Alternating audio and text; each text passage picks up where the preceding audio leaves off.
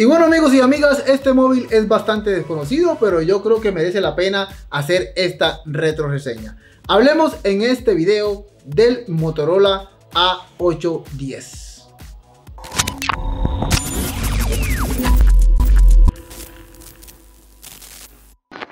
En el año 2008, Motorola era prácticamente el tercer fabricante de móviles que más vendía.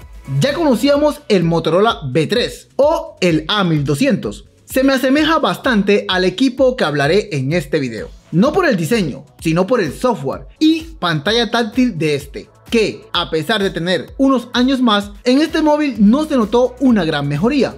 Por el contrario, según muchas opiniones de usuarios que lo usaron en su momento, fueron más las quejas que las ventajas. Sí, amigos y amigas, el Motorola A810 deslumbraba por su diseño en barra, con un software y usabilidad que recuerda mucho a los PDA de esos años, pero también siendo en ese entonces quizás el más económico que tuviese una pantalla táctil. A pesar de ser tipo smartphone, aún se me hace pequeño. Es realmente llamativo que su frontal tenga tanto espacio sobrante en la parte baja. Quizás ya para la época se agradecería un poco más de tamaño de pantalla. Esta era de 2.2 pulgadas, con una resolución de 240 x 320 píxeles, con 256.000 colores, TFT resistiva, lo que obviamente daba una sensación de uso bastante pobre en el táctil, a pesar de tener reconocimiento de escritura. Eso sí, para ello contabas con un lápiz que se guardaba en el mismo móvil en la parte trasera. Este era pequeño, pero era muy necesario, ya que debido a la tecnología del táctil y al tamaño de la pantalla, manejarla con los dedos podía ser engorroso, y más si intentas escribir un mensaje de texto. En la parte baja vemos un joystick que ayuda a movernos entre las opciones del sistema. Es bastante pequeño, así que no creo que hubiese sido tan fácil de dañarse. Tiene una textura que se siente muy bien en el dedo que uses para controlarlo. Quizás en juegos este joystick sería muy útil. Otro detalle es que no sobresale de la parte frontal, sino que queda a ras con la carcasa, ya que se halla en un agujero. A su lado, el botón de llamada en icono verde y el de colgar y prender u apagar el móvil en color rojo. En la parte baja está el micrófono y arriba el auricular, que tiene un gran sonido. Por el borde derecho encontrábamos el puerto mini USB para conexión al PC o conectar el cargador típico de Motorola en esa época. Más abajo está un botón para cámara junto a un deslizador para bloquear el teléfono. En el otro borde tenemos los botones de volumen y un puerto que se agradecía bastante, el 3.5 mm para auriculares. Estos puertos venían protegidos por una goma, que como siempre, en estos clásicos con el tiempo terminan desprendiéndose, y por eso este no los tiene.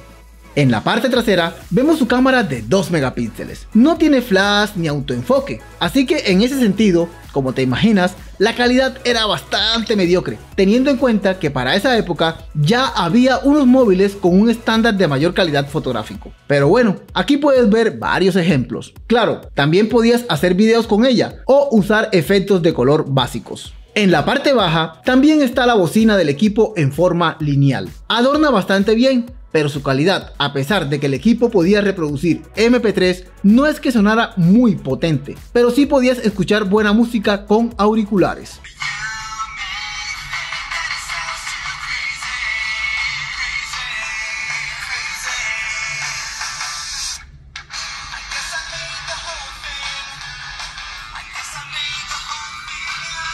Esto teniendo en cuenta que presionando un botón sujetador en el borde superior quitas su tapa trasera, que wow, es de metal, calidad pura. Ahí en ese espacio hay un puerto micro SD para agregar multimedia en su equipo. En este espacio, aparte del puerto de SIM card, tienes el espacio de la batería BT50 de 910 mAh, que se quedaba algo corta. Muchos se quejaron de ella. Quizás tendrías que hallar una BT60 que, a pesar de ser más gruesa, te daría algo más de autonomía.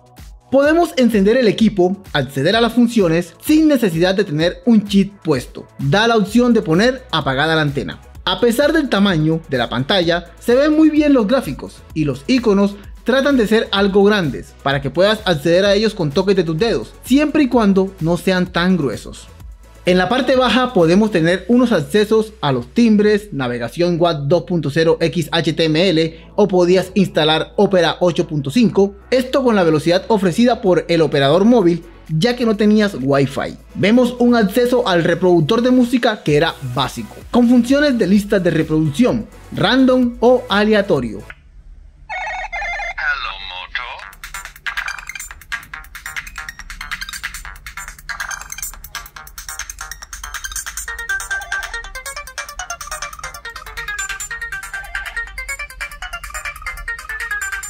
Pero se suma que cuente con radio FM. Para eso necesitas poner unos auriculares para usarlos como antena, acceso a la lista de llamadas y también a Bluetooth 1.2 A2DP, o sea que podías usar auriculares inalámbricos. En esa pantalla principal podías tener incluso la agenda y arriba, más grande, acceso al menú principal, contactos, mensajería y pantalla de marcado. Cuando estabas haciendo toques en la pantalla, tenemos algunos sonidos. Claro, estos los puedes desactivar.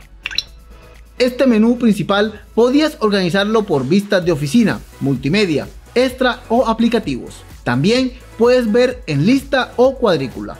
El deslizador vertical que está en pantalla está en el borde derecho y con el dedo es bastante incómodo lograr usarlo. En aplicaciones generales tendrás el grabador de audio, calendario, email, notas, calculadora, alarma, incluso un navegador de archivos en el móvil. Y si te preguntas por qué está en inglés y no en español, este equipo no tiene la opción de ponerlo en español. Quizás no fue comercial por acá, más fácil encontrarás el mandarín para cambiarlo. Hay imágenes para fondo, pero me sorprende que no podamos hacer acercamientos en ellas o las que tomemos con la cámara, máximo verlas a pantalla completa. Lo que sí me gustó es un editor de imágenes que tiene varias herramientas, aunque no acepta imágenes que lleguen siquiera a la calidad de la cámara, 1600 x 1200 píxeles. El móvil era compatible con Java 2.0, a pesar de ello era difícil hallarle juegos compatibles según leí, pero como dije, con el joystick era cómodo y su pantalla se veía bien. Aquí está el juego de los gusanos, pero en chino, por lo que no entiendo nada. Al parecer no hay multitarea. Cuando abrí este otro juego me forzó a cerrar el anterior. De este software me gustó que si le damos al icono de la batería nos va a mostrar el estado general del dispositivo, como señal, memoria, estado de Bluetooth, radio y reproductor de música. Y bueno, en general esto sería todo lo que tengo que contar de este clásico que es poco común para muchos, pero que vale la pena recordar aquí en el canal. Tanto que es el único que he visto en mi vida. Quizás para muchos fue un gran móvil, pero para otros no fue así. Me gustaría que dejaras en los comentarios tu opinión, si llegaste a usarlo y si igual que para mí era un desconocido, cuéntamelo también. No olvides suscribirte al canal si aún no lo haces, darle me gusta y te dejo con estos otros dos videos. Chao, chao.